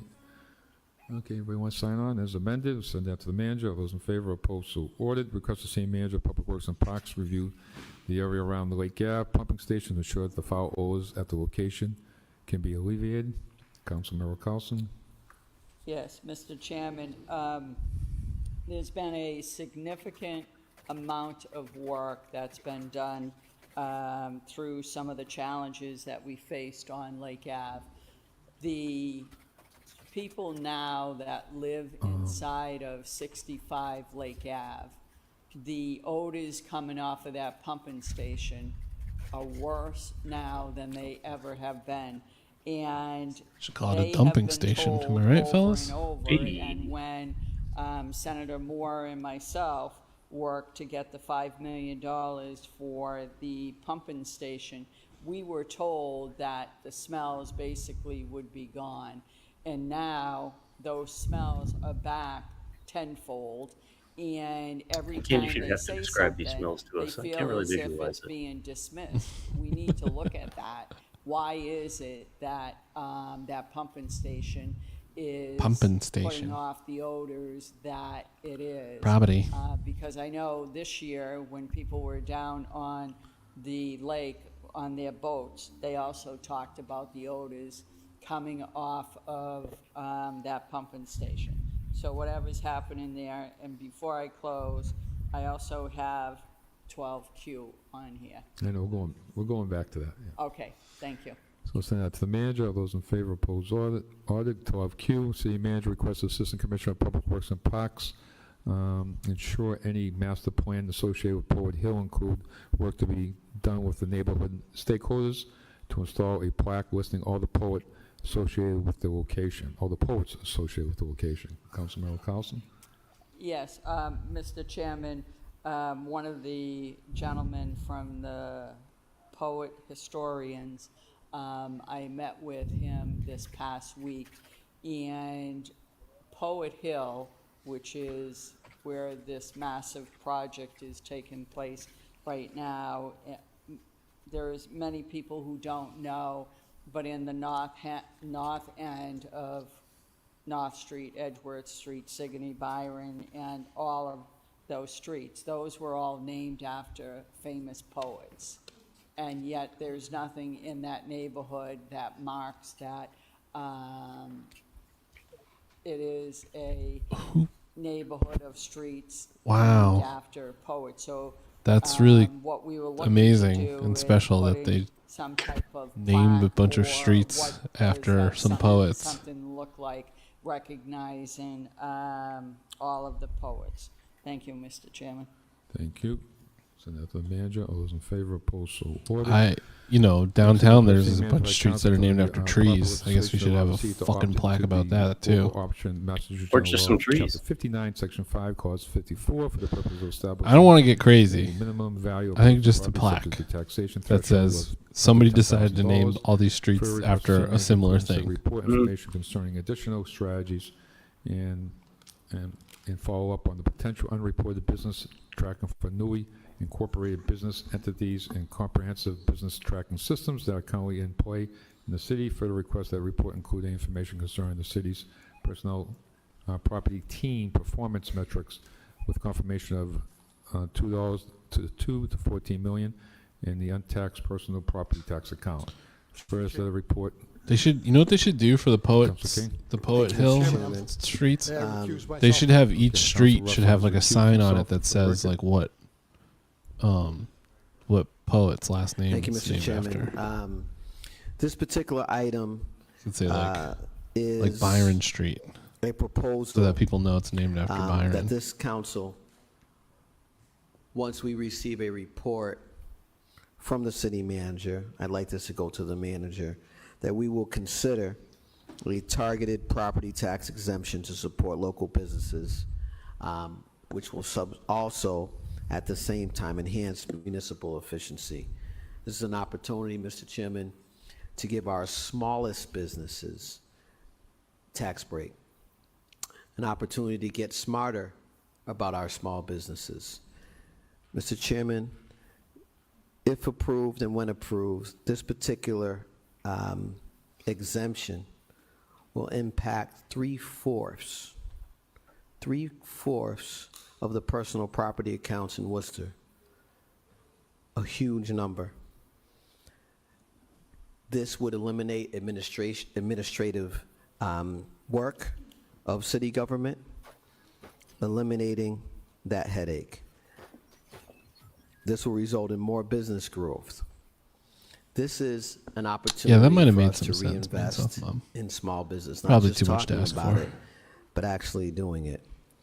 This initiative supports local business, but it also is a community matter. It aligns with Mass General laws. There's certainly a modest savings here. But it is annual. Do you ever have I've something spoken to happen that small you're surprised, businesses in like, the Canal District, that North in Worcester, South Worcester, 2025 the East Side, it could the have West gone Side, like and what I hear from all of them, that any past any your little bit notice? helps. Yeah. This particular proposal, I- Mr. Chairman, asks that we Yesterday, exempt I found out personal I'm property 30. accounts I'm about to turn valued under 39 years old. $10,000. My entire 39 years, I, And despite the fact that I've been to reason both why of is these towns many because that times, request would align with fully in my Massachusetts brain general law. Now, thought that we don't Northbridge have was to directly exempt above the Southbridge. threshold of $10,000. It could be anywhere Just up to. That was a given in my proposal, brain. Is that we exempt to the max, Mr. They're like Chairman. 30 minutes apart from each other. Currently, Is that the dumbest? Like, am I a stupid idiot, or is that just? I think it would have made sense. And, And, identify this is companies probably where Bill goes that like don't pay their fair share, planning sort of that are conversation. not paying their personal Like, property those things tax probably in should be excess of closer together. $10,000. How did they get named here in if the not city of Worcester. We in have a great regard to team each other? that identifies those folks that aren't meeting their tax mad. obligations, and eliminating this requirement. I was of our in city Southbridge government and I was like, will oh, increase there's a store I like in efficiency Northbridge. by I'll redirecting just stop by there on the way home. resources to identify those Plug it untaxed into my properties, Google Maps. and Fucking 35 have an minutes even away. more robust What? tax collection. Now, the taxes that we collect, not the even remotely majority related. of them come from our large utility companies.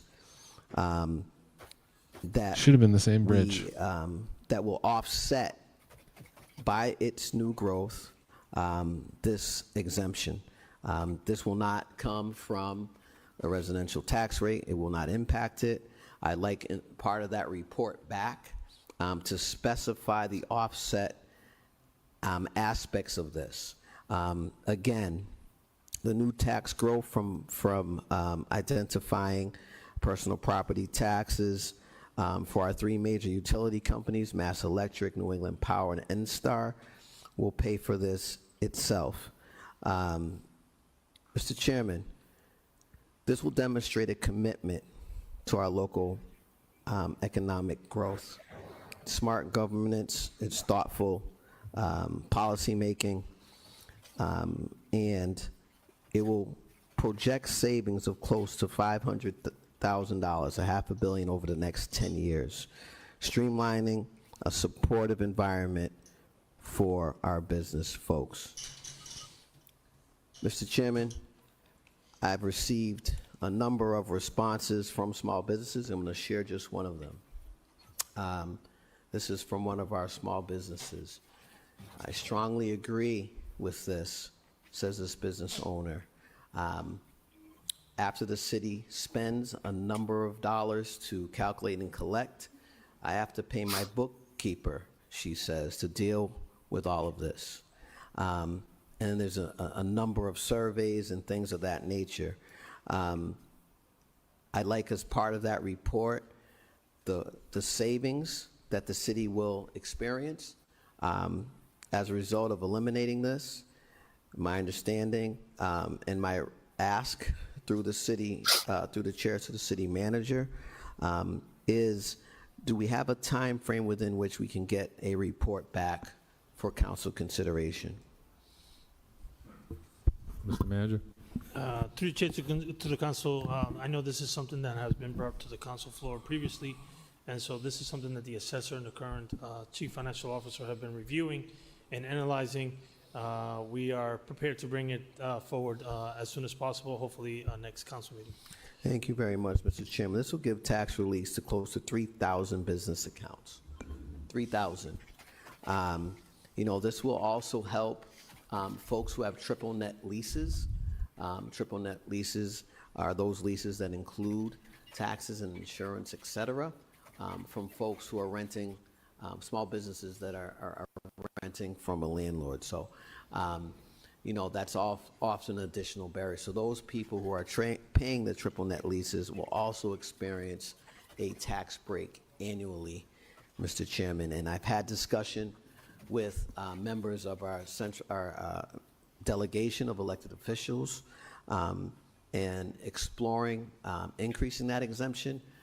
But, you know, based on the information, we know that the city of Worcester identifies yearly over $2 million in unidentified taxes of personal property exemption of big businesses. So it's time for our small businesses to get their fair share. Thank you, Mr. Chairman. Thank you. Council Bergman? Thank you, Mr. Chairman. It's an interesting question that Councilor King, item, I should say, that Councilor King is presenting. But I'm going to try to ask an interesting question that touches upon it, but not directly. And that is that not too long ago, we got a legal opinion from our city solicitor regarding conflict of interest. And I personally, having my own business, recall receiving a form requesting information on personal property. Now, if I recall that opinion, if there was a spouse or a parent or a child or an immediate relative that is affected by something that the general public isn't, then we have to recuse ourselves. Now, I suspect I know why my colleague, Council Russell, left the room, but I need some guidance myself, and there may be others here too that need that type of guidance. Can we sit in on this and vote on this, or do we have to recuse ourselves? You know, this decision that we were told through our law department about Oh, yeah, Trumpler. conflict of interest and how wide it is. Last time we had the discussion leads me to be concerned about participating. So I'm happy to vote on this when the time comes, if I'm allowed to vote on it. But I don't want to get drawn into something that myself and perhaps some of my colleagues shouldn't be participating in. So perhaps through the chair of the law department could give me some of us an answer, I guess. Madam Solicitor?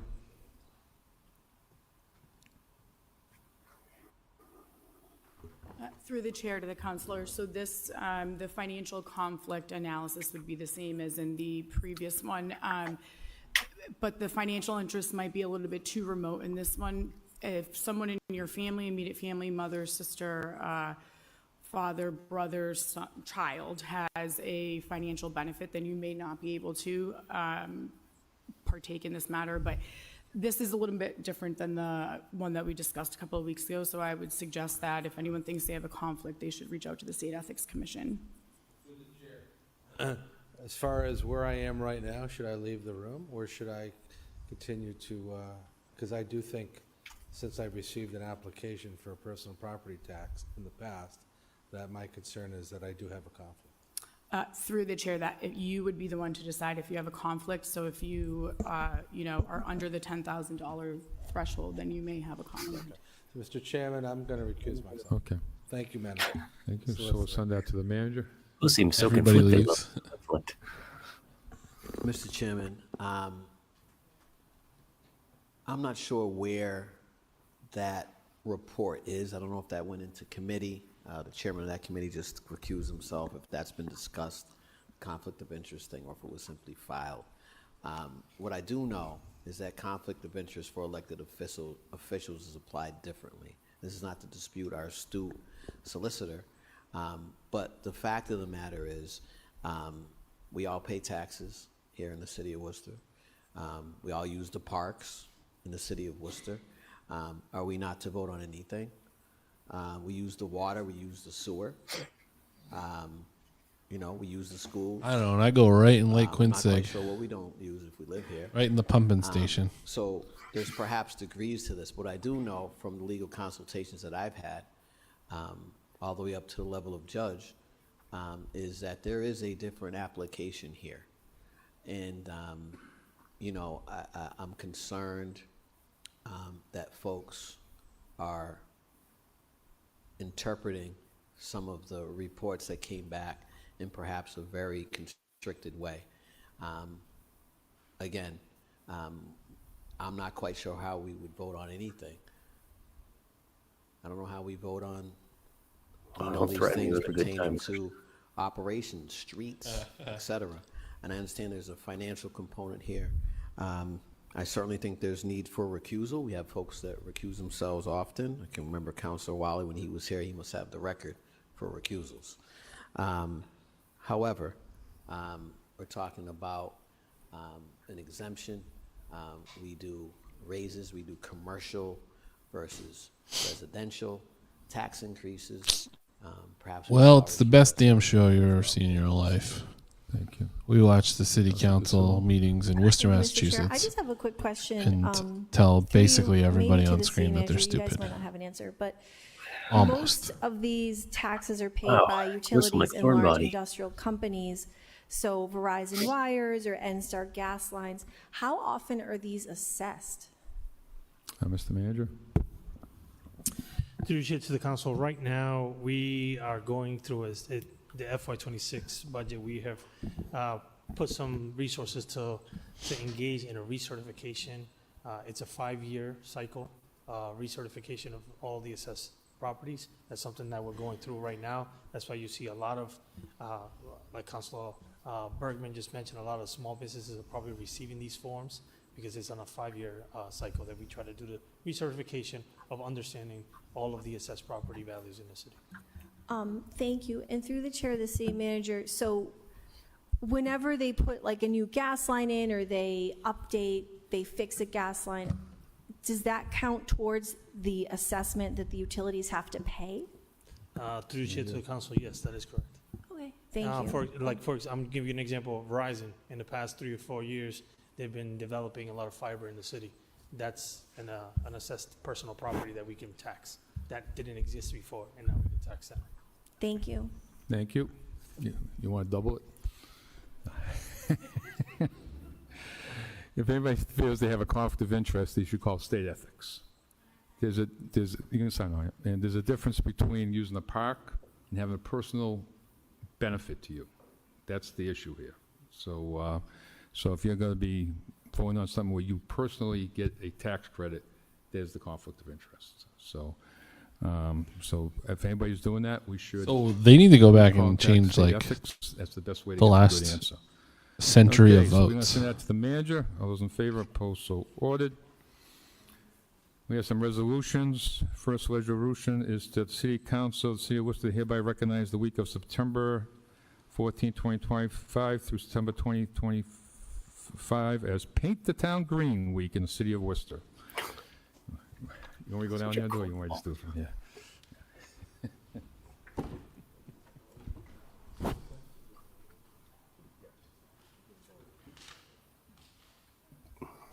Mr. Mayor.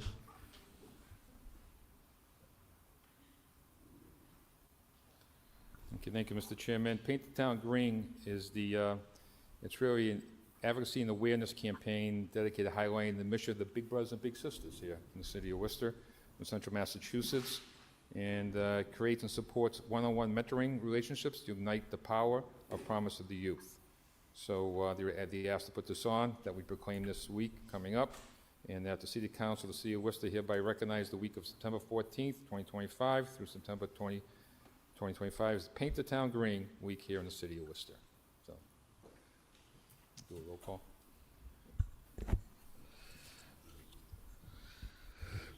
Okay. So the motion will be to approve Resolution 13A. City Council of City of Worcester does hereby recognize the week of September 14, 2025 through September 20, 2025 as Paint the Town Green Week in the City of Worcester, filed by Mayor Petty. Roll call. Councilor Bergman? Yes. Councilor Calorio? Yes. Councilor Hajia? Yes. Councilor Carlson? Yes. Councilor Nguyen? Councilor Ada? Yes. Councilor Pasillo? Yes. Councilor Russell? Yes. Councilor Toomey? Yes. Mayor Petty? Yes. Vice Chairman, Councilor Fair. Yes. Item 13B, that the City Council of the City of Worcester does hereby recognize and celebrate all neighborhood leaders who host monthly neighborhood meetings in partnership with the Worcester Police Department and other city service departments, in appreciation of their dedication, hard work, and ongoing commitment to safety and quality of life in the city's neighborhood. Mayor Petty. Thank you, Mr. Chairman. I thought this would be, I've talked to a number of people. You go to the neighborhood meetings, all the district councils are there. Some district councils probably go to 9 or 10 of them a month, and if not more sometimes. And the people there work pretty hard. And I thought something this is the council could get around this, and maybe we have something work with the manager. Let's have a so maybe here at the council meeting or somewhere in this council chamber or some night, just to recognize all the people, the hard work that they do, the leaders of each neighborhood group, because a lot gets done in those meetings. And if the district councils work pretty hard at working with them, making sure that the neighborhood issues are addressed, and the police there are every single meeting giving statistics, depending on the issue. You have other departments that come in and go over the issues as the district council or at-large council requests. So I think this would be great if the council could come around, work together as a team to do this and recognize all the people that we go to every week, or a lot of councils go more than other councils, but just to recognize the people doing the hard work to make the city a better place. Thank you. Morris Bergman, Counselor at Large. Thank you, Mr. Vice Chair. Through the Vice Chair to the Chairman, I would like to sign on. Well, it's a resolution, so I'm certainly going to support it. I don't need to sign on to it, but I wonder if, Mr. Chairman, if you would consider some sort of posthumous recognition of some of the neighborhood leaders that we've lost over the last couple of years. I can think of Gary Vecchio being one, Lorraine Laurie, and maybe Bill Bro being another. So perhaps we can incorporate all those folks into that. And I just want to make another comment too. At a committee meeting prior to the council meeting tonight, there was some discussion about residents' feelings towards certain items on the public safety agenda. And I made a comment which I'm going to stick to, and I want to bring it up now because I think it's, again, an appropriate time, that we got a nice cross-section of people that come to those neighborhood meetings. And, you know, if there's any sort of belief that the people that show up at those meetings are only of one type, whether it's political or racial or gender or otherwise, you haven't been to enough neighborhood meetings, because we get a great cross-section of people who give us their opinions, and I think it's very worthwhile for all of us that go as often as we can to get the input of the people in the neighborhoods, because that's really, it's not just in this chamber. Oftentimes it's quite the opposite. Oftentimes it's the opinions outside this chamber that are really the mainstream opinions of the people that live in this city. So I find it very worthwhile to engage with a cross-section of people, and I appreciate, Mr. Chairman, the resolution. Thank you. Counselor, was it Pasillo? Jenny Pasillo, District 1 City Councilor. Thank you. I just want to say really quickly, thank you to the mayor for this. I think it's great. You know, I've been going to Burncoat meetings for about 8 years consistently, and we initially had Kathy Napoli, and she did pass away, so it would be great to include her with Councilor Bergman's idea. I really like that. And then I do just want to say, we have Maureen McNamara is great, and she kind of took over Kathy's role. So people do work really hard at the neighborhood meetings, and it's definitely appreciated. Thank you. Okay, I think that's all. So the resolution 13B, that the City Council of the City of Worcester does hereby recognize and celebrate all the leaders in appreciation of their dedication, hard work, and ongoing commitment to safety and quality of life in the city's neighborhoods. And I think there was a friendly amendment to also recognize posthumously the folks that have done that very work. Roll call. Councilor Bergman? Yes. Councilor Calorio? Yes. Councilor G.A.? Yes. Councilor Carlson? Councilor Nguyen? Councilor Ojeda? Yes. Councilor Pasillo? Yes. Councilor Russell? Yes. Councilor Toomey? Yes. Mayor Petty? And Vice Chairman, Councilor King. Yes, motion to adjourn. No, we got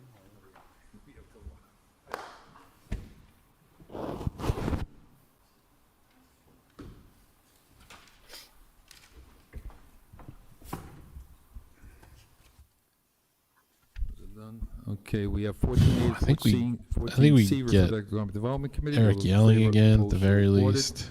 14D, refer to the Public Works Saying Committee. All those in damn. favor, opposed, so ordered. 15A to 15C, ordained on a roll call. Roll call. Councilor Bergman? Yes. Councilor Calorio? Yes. Councilor G.A.? Yes. Councilor King? Yes. Councilor Carlson? Yes. Councilor Nguyen? Councilor Ojeda? Yes. Councilor Pasillo? Yes. Councilor Russell? Yes. Councilor Toomey? Yes. And Mayor Petty. Yes, that brings us to the end of the meeting. Councilor Russell? Mr. Chairman, on this suspension, because next week we have a manager's agenda, and the week after that Okay, we we'll don't take have a, a meeting. we'll take a roll call to go into Oh, suspension. excuse me, yes. Okay, roll call, Thank go you. into suspension, roll call. Councilor Bergman? Councilor Calorio? Yes. Councilor G.A.? Councilor King? Councilor Carlson? Yes. Councilor Nguyen? Councilor Ojeda? Yes. Councilor Pasillo? Yes. Councilor Russell? Yes. Councilor Toomey? Yes. Mayor Petty. Yes, Mr. Chairman, Councilor Russell. I just request that the council ask the Standing Committee on Public Works to hold a meeting to have a discussion about zero waste and the results of the study, the trash study. That's all. Okay. Thank you. Those in favor, opposed, so ordered. Motion to adjourn. All those in favor, opposed, so ordered. Wow. We did it. What a meeting. 4 hours and 38 minutes for our friend who was asking before.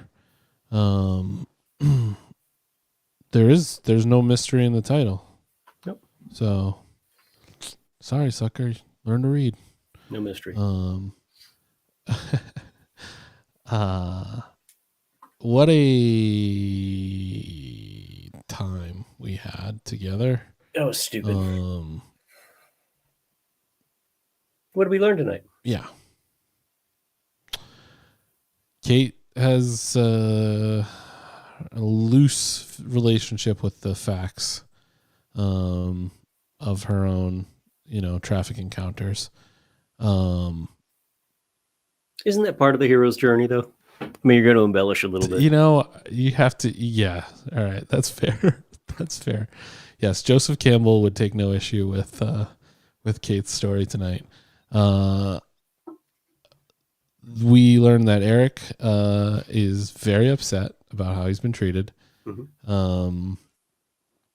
He doesn't want to hear it anymore. He confessed. Okay. He confessed. Damn it. Damn it. He confessed. He doesn't want to hear this all the damn time. He's going to cry a tiny little bit. He was crying a very little bit. We learned that certain of our counselors are much more concerned about the auditory health than of the fire department than the non-burned to death health of every single resident of the city. And their handlers got what they wanted from this. I think it was overall a very instructive night. Tells us pretty much all we need to know going into this election in November. Again, I think we all encourage we encourage you all to do what you can to support your candidates of choice. Cool people doing cool things. It's better than most of the counselors that are on right now.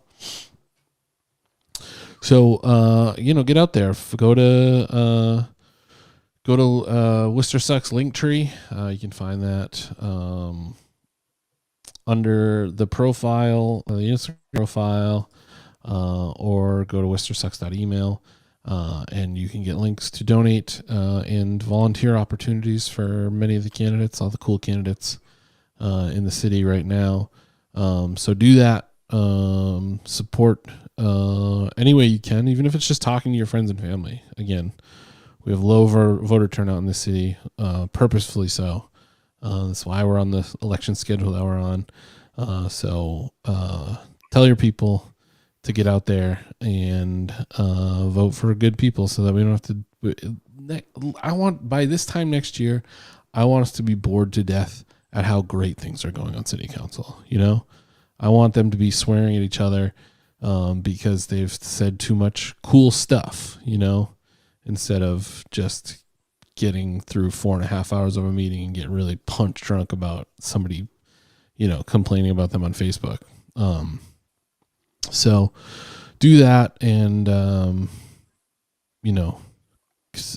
unfortunately we've lost the chance to have Mo in the mayoral race, which would have made the next 2 months really hilarious and fun. So we just got to do everything we can to support the good people and get rid of the boring people and the bad people and the people that just aren't up to what's coming down the road. So,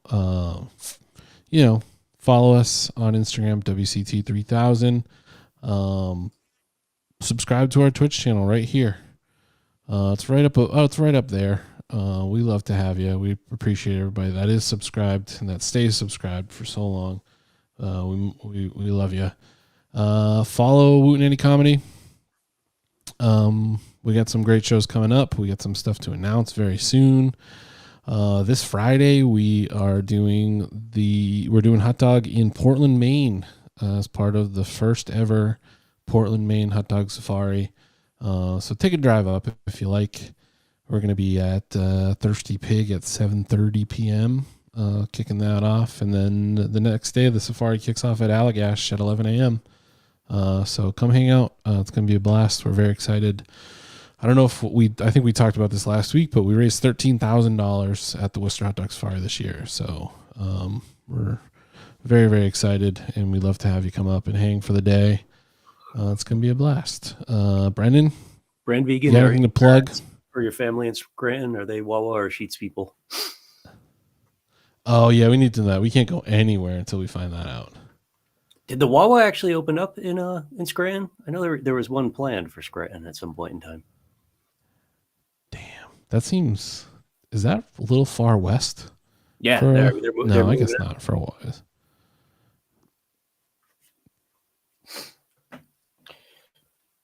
See, this brand vegan doesn't know what the fuck he does. Come on, Brandon. Let's answer the question: Wawa or Sheets? And did you watch the new show Task last night?